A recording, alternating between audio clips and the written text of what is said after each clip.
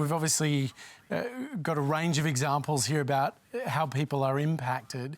But if the question is about the world without a vaccine, do you see what the implications would be for workers?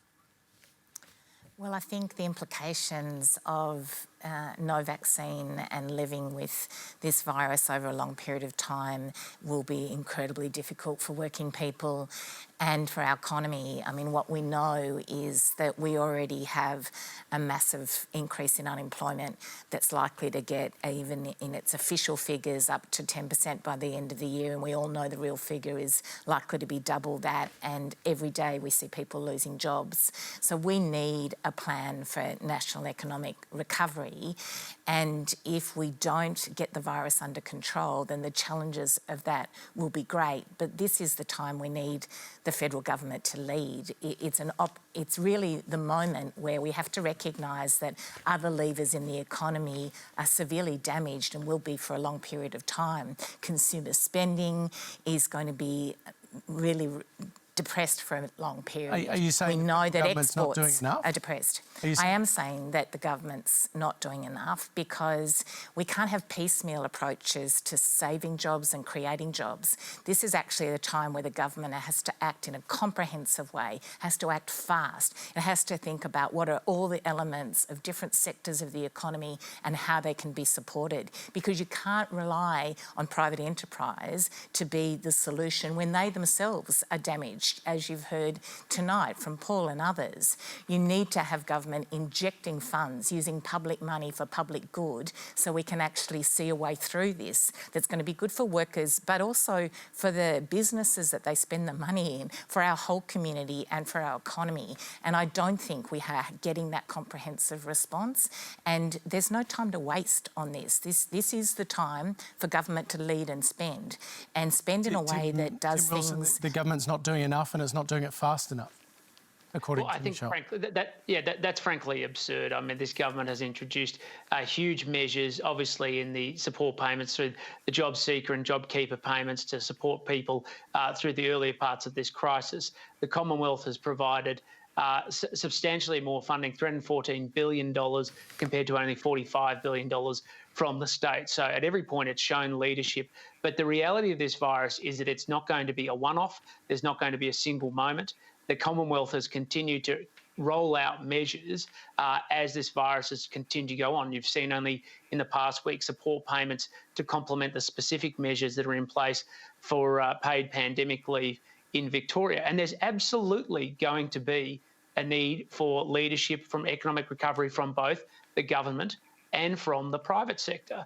This is going to be one that we're going to work in partnership with, least because the government has been responsible to protect public health, responsible for many of the measures that have harmed private enterprise. So it is going to be obviously a key and feature of the forthcoming budget in October, as well as the budget, I suspect, in the new year.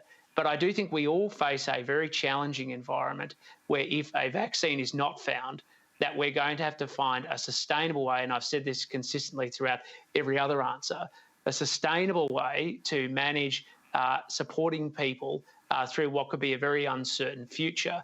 And we have to do it across the board. It can't just be just in the space of the virus. It has to also be in the mental health impacts, the impacts on people who are delaying surgery or delaying access to medical care at the moment because they're concerned about both contraction of the virus but also not wanting to displace or distract medical professionals.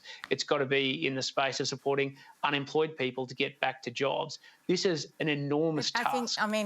Can I just say, though, I think you're misunderstanding what I'm saying or misrepresenting it, actually, Tim, because many of the things you talked about were support measures. And, of course, you know we support that. We wanted to see a wage subsidy. But you just said that we weren't acting fast enough. If you just let me finish, you campaigned hard to win it.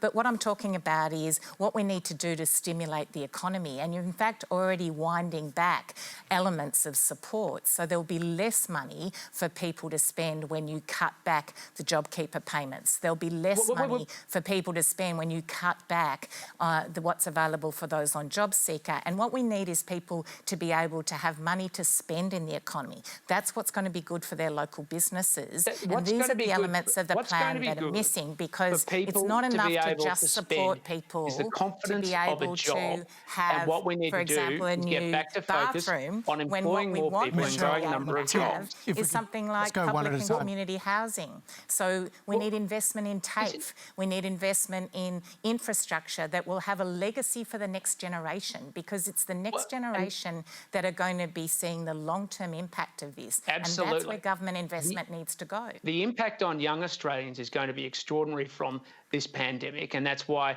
we've put in very strong measures specifically to support young Australians, not just in their financial position, but also around their mental health, as many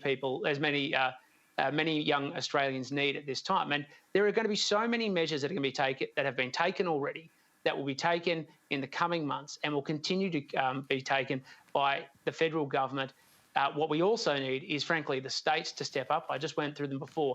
$314 billion spent by the Commonwealth, $45 billion spent combined by the states. This is going to be a partnership that we all need to work on together.